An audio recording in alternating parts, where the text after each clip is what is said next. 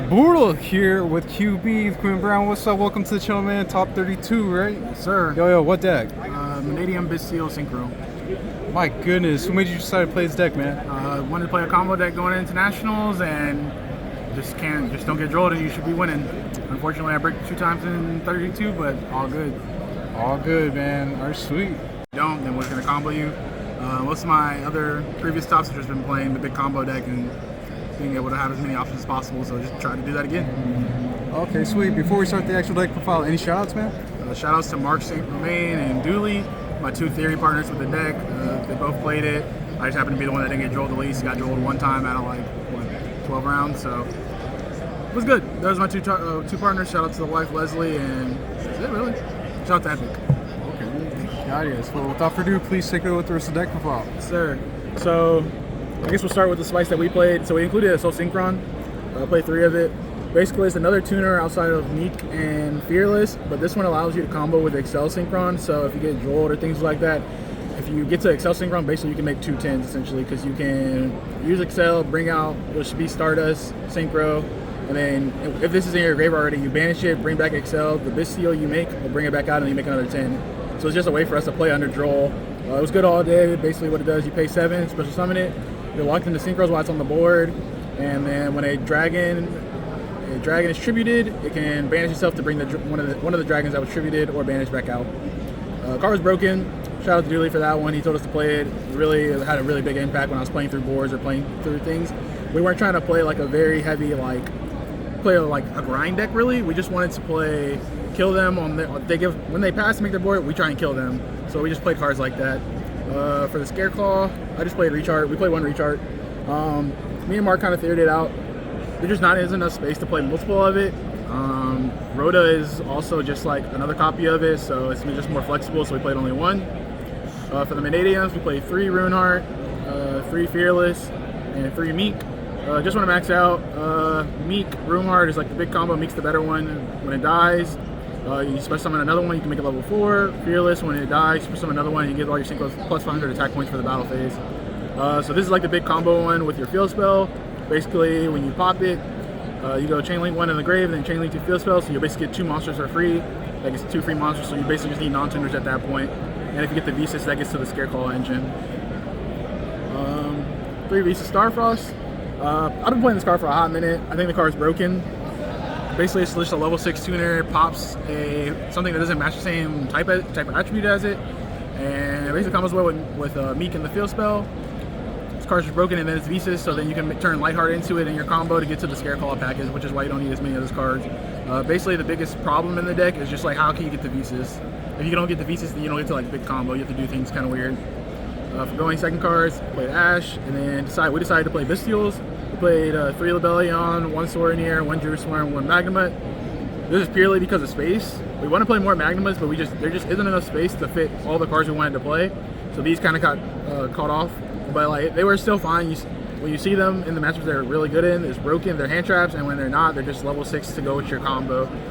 Basically, we play Lebellion because with Dark Ruler, we want to activate Regain from the deck, tribute off the Dispotter, and so now we're able to play around Dark a little bit better along with getting our counter trap. So now we have a little bit better of a follow-up as well, because we also get to draw cards while we're also just like Omega Ripping. So it was really broken. Sorinier is just a 4th Lebellion. So best thing to search off of Lebellion is Sorinier when you're trying to play through Droll, because it basically gets you back to Lebellion anyway. That's all the monsters for spells. For 1-Os, we played 1 Rhoda. Like I said, it's a 4th copy of Runeheart and a 2nd copy of Rechart. Card's broken. Also comes up because it's just a normal spell card. We play Regain. It's just to play around Dark Ruler no more as best as possible by tributing off the Dispotter and being able to bring it back on their turn after they decide to Dark Ruler you. 1 Scareclaw Arrival to go along with played 1 Reach Phobia. Kept the Scareclaw engine really small just because YESSSS Starfrost just gets to that part of the deck, so you don't need to play like a lot of them. Nor do you want to like draw either one of them. You just want to get them off the YESSSS and then get your combo like that. So it's just extra cards without drawing. Like, these are kind of like bricks. They don't do well when you like start with them. 2 Obsession. Again, space problem. We wanted to play 3, but we wanted to keep it kind of to 40 to. I played 41. Mark played 42. We just wanted to keep as close to those number 40 as possible. And so we just said this just didn't make the cut at a 3-of. But basically what it does, destroys a monster, searches out Galarium if you don't have it already, but if you have it, you can get a Mannadium Speller Trap instead. Also in the graveyard, you can banish it, special summon a 15-2100 monster from your hand or VC Starfrost. So it's basically the card that helps you extend through boards, because basically you get Galarium, that gets you to VC. This comes off of Runeheart, and so now you have VC, Runeheart, and maybe Meek, and then Meek help place through boards. 3 Galarium. This feels broken. Basically what it does, searches a Mannadium monster or VC Starfrost, gives all your light monster plus under attack and defense. So the one thing you want to make sure when you're playing this deck is that you don't have tuners in the grave or on the field when you're trying to special Meek or Fearless when Runeheart's on the board. So you just want to make sure you play that way. Sometimes you have to do offer combos when that happens, but it is what it is. And then our going second cards for the tournament, we thought these were the best ones. We played 3 Thrust, 1 Duster, and 2 Talents. Mark played a 3rd Talent instead. Basically, we were trying to kill everybody. We were not trying to. Dark Ruler felt good, but our deck is on a grind deck. So if they can come back and like break our board again, then we're gonna lose. So it's easier for us just to kill them because we have so many extenders in the deck to play through everything. And this card was broken all day against Cash. Our theory was that like if they make their like Shangri-La or Rise Heart board, special Fenrir, this breaks it by itself, and then we get to play. Talents was broken, took a Dragoons, took a whole bunch of stuff, and then Duster is for the lab deck and other trap decks. In those decks, you can also like, you might have the ability to, I was able to thrust in the Duster, and then Duster my opponent after they activate a monster effect, so there's applications in that sense too. So those are just the going side cards we thought were best for the tournament for our deck. We didn't really play, only hand trap we played was Ash, and that's just Respect branded. But otherwise it was good. And then the last card is Mannadium Reframing. Basically it's Infernity Barrier for the deck. If you have a Synchro monster on the board, it can negate the effect of a card. If you have 15-21 or pieces in the grave, then it also destroys the card as well. So it basically just helps play around Dark Ruler and other board breakers, things like that. What's the main deck count? 41. Nice. For the side deck, we played 1 Pankratops, 3 Kurikara, just to fit the theme, trying to kill them, not trying to like extend the game longer than it needs to be. This card is broken against like, I was able to tribute a Chimera. It was good against the Pearly deck, but they still whooped me. It was just solid. It was a good card all day. Can't complain. Played 3 Droll. If we're scared of it, other people are scared of it. Ain't no reason not to play it. Card was broken all day when I saw it. No complaints about it. 3 Cosmic. Again, to respect like Runic decks, Lab, Striker if you see it. We didn't play Lightning Storm and things like that because if they Eradicated us, we want something that's a little more chainable. A lot of our spells are actually just searchable off our effects, so we just need to make sure that we're clearing back rows still anyway. For going first, we played 3 Eradicator, 1 Barrier, and 1 Call by the Grave. This is literally just for Droll. Like, literally our thought process was like, if we don't get Droll, we're probably winning the game if we get to play. Every time I had a good hand and I got to play, it didn't matter. Like I was winning. There are times where you lose when they such like double board breaker into like early combos, but that was about it. Barrier just to set off thrusts for in combo mirrors. We didn't know if people were going to be trying to hand trap us or not, so it's something that we can get off thrust. That it's just good, even though we still just combo through mostly anything that's not Droll anyway. And then Eradicator just to respect the heavy spell and trap decks Cash. One of the things that I like to do is when I have Eradicator is try and set up Chaos Angel behind it. Just because if you have Chaos Angel and Eradicator, I think it's harder to break boards because everything's unaffected by monster effects at that point.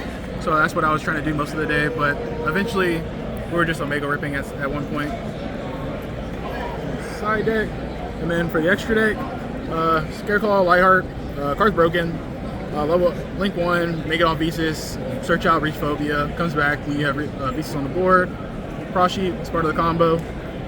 When you summon Vicious Astral out to the zone, it's supposed to summon low 4 lower from your graveyard.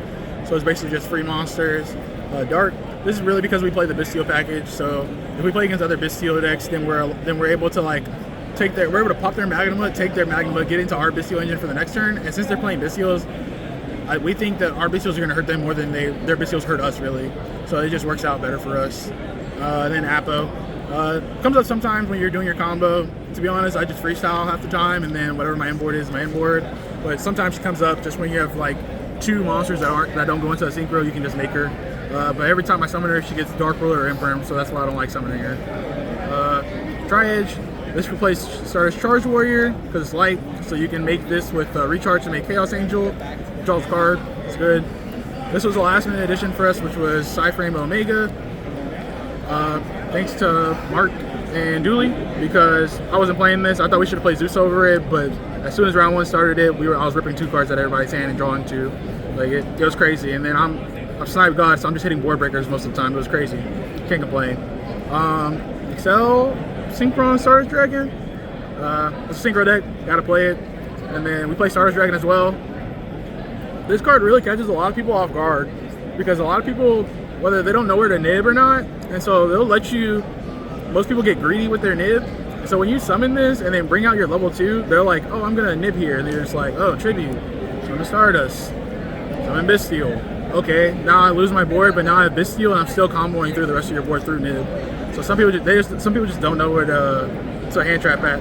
Or like they'll try and like Imperm or book or do something to this card and it's just like, oh, this card's in your, because this card's in your extra, you just play through it. It was really crazy all day. And then it also works with the Assault Synchron. So when you have Assault Synchron in your grave, you tribute it, bring this out, Synchro, and then you're able to activate Assault to bring this back out, and then Bestial put it back, and then Synchro make another 10. Most important Synchro on our deck probably is Sparter. Basically how we give ourselves follow-up and also a Mega Loop. So if this lives onto your turn, you basically win because you just bring back Runeheart or Visas or Shareclaw, like it's broken. These are my 10s, by the way. Chaos Angel, card's broken, makes your cards towers. So you can make like, our end goal is to put up 4 level 10 synchros with this, and then the trap, and just sit there really, and say, can you really out it or not? But a lot of time, sometimes they didn't have outs, sometimes they do. I mean, it's broken. Can't complain. It's just like you make it with non-tuners. It's crazy. Chinging, this is the last thing we put in. It just comes up. It was just the 5th best 10 that we could play. It was between this and then the Prime Heart, but this one comes up more, and it's just sticky. Baron before, no really an explanation. And then we played Ice Jade. Card's really good against Runic. It's good against Cash.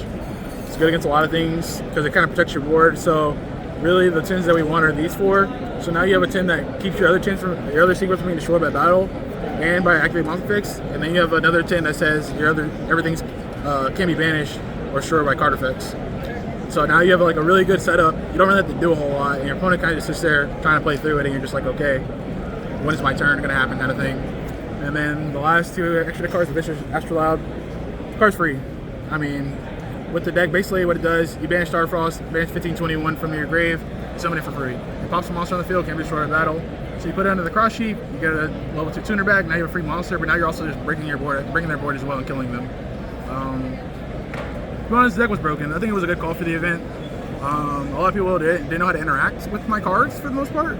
And so, like I said, with this card, they did not interact. So then when they do this, I'm just still playing through the board. And when they see that I'm doing it a lot, they kind of just want to go first. And then when they go first, I just side carry car and Panker Tops. And I kind of just do the same thing. Or if I go first, then I feel like I'm winning as long as I don't get drolled. And sometimes you still beat that because you just don't make loop 2 cards anyway. I'll play it again, to be honest. The deck was broken. Nice. And yo, is this part of your build too? Yes, sir. Well, another versus Dragon, top 32. Appreciate y'all, man. Yeah. Another good Nats. Thank you. All right, sweet. Thanks for the profile, man. Yes, sir. Go on.